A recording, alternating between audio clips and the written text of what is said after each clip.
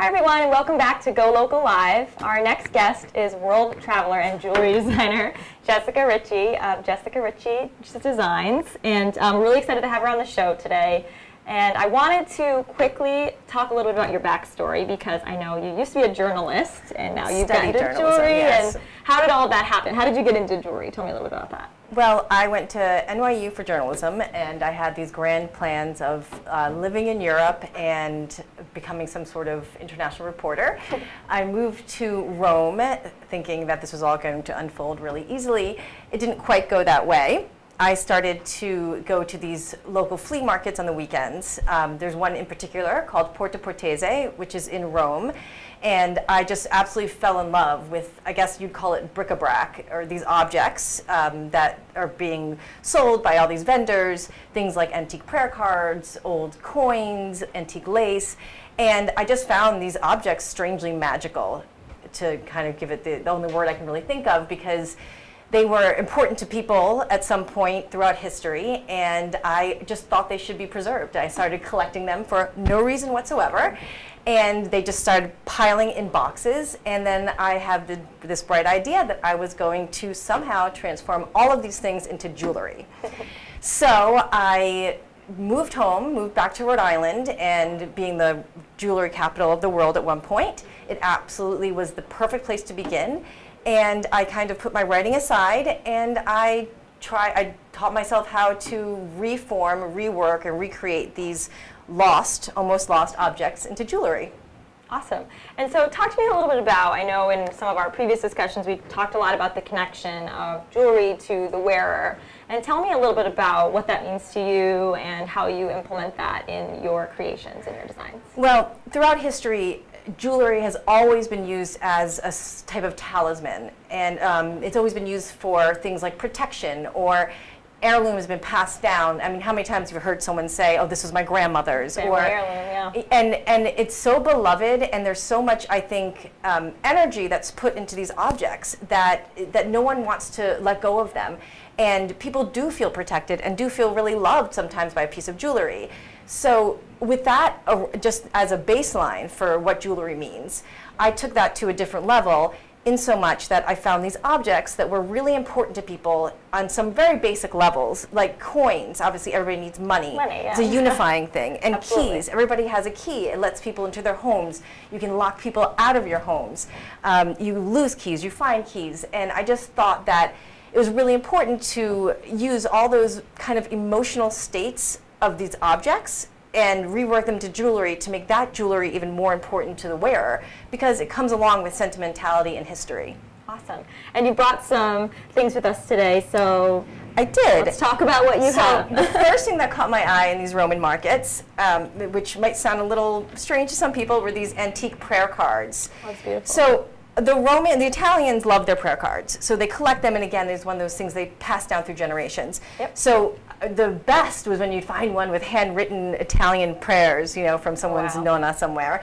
And I just absolutely loved the idea of these things being worn through with thoughts and good intention. Yeah. So the vendors thought I was absolutely cuckoo. I was constantly there, constantly looking through boxes and trying to find the oldest, rarest ones, and they're looking at me like, what is this woman doing? But now I have a massive collection. So I took this, for example, from this Roman flea market, and through a long process of a lot of mistakes, I have been able to transform it into things like this ring, for example. Wow. Into this pendant. So the idea is that people can now walk away with a little piece of other people's good intentions, if that makes any sense. Yeah, that does. That's a beautiful sentiment.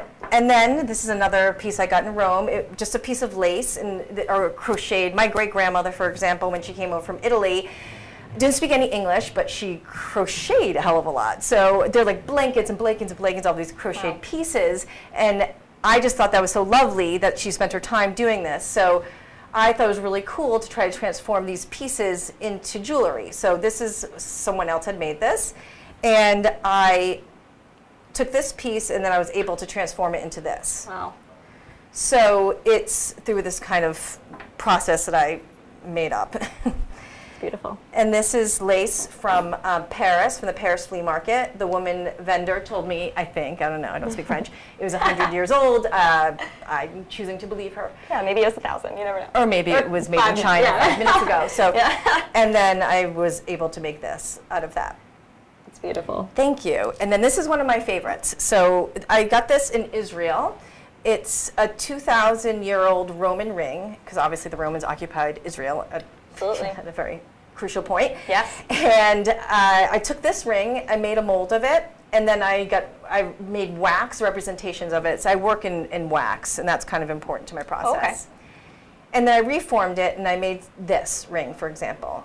So I've made a series of these rings that are transformed ancient Roman rings. Now, what is the metal used for these? So I will work I can do, because it's wax casting, I'm able to do all my castings in brass, silver, or gold. So often the bigger pieces are made out of brass, and they're plated in 18 karat gold or an imitation rhodium. And I can also do just sterling silver pieces, usually the smaller pieces, and some 14 karat gold pieces if people request them. Awesome. And now we've got a couple more items. I think moving east are these are from Thailand, yes. You said? So in Thailand, there's this place called the Amulet Market in Bangkok. And it's where the Thai go to buy these amulets, and it's somewhat similar to what the Italians do with prayer cards. So they collect these, and some are really old, and those are really expensive, and we didn't buy those. But you find these other ones that are kind of a little bit generic, but not to Westerners. Mm-hmm. And you collect them for different things, like health and prosperity. And so I went to this market, I collected a bunch of different ones. Some are of these monk representations, some are of Buddha representations, and I reformed those as well. And this is a pair of the earrings that I made from that. And these are supposed to be for good fortune. Awesome. So, as everybody wants. And I see some of these are combined. Do you make these custom? You can add different items on, like depending on the meaning of each? Or yes, so what I've done is I've created from every country, I will find something that's representational of that place. And I make it into, I guess you'd call it a bead, I call it an amulet. And you can pick your own. So I have a series on my website, or you can come into my studio or at one of my trunk shows, and you can actually make your own combination of these different amulets to represent maybe things that you find important in your life. For example, someone who loves yoga might want to have one of my Buddha amulets coupled with, say, I have these milagro from Mexico City, and maybe you have a little girl, and you can have a little girl amulet. So you can kind of create your own life story with these amulets, and you can mix and match them. So they're good for traveling, because you can just take a bunch of them, and then you can create a different necklace every day. So how many items do you still have in your studio from your travels? I have too many. Just full. I have too many. I have too many. I have to stop, and it's really hard for me not to keep making stuff, because there's always inspiration, because it's almost as if these pieces are always wanting to be made. And that's how I feel, but maybe I'm anthropomorphizing a little bit. But but yes, I constantly have new pieces. I just came back from Spain, and I have pieces, architectural parts from Spain that I'm dying to start reworking, but I have to get through the other things first before I one thing at a time. One thing at a time. One travel at a time. And so tell me a little bit about why Rhode Island. I mean, I know it used to be the jewelry capital. It's still, obviously booming with industry and jewelry. So why here? Well, I'm from Rhode Island, so that helps. And I didn't really know the history. I think I did in my subconscious, because so many people I knew had, their parents were in the jewelry industry, and it just seemed normal. But then when you go to other parts of the country, you realize that that's not really an occupation.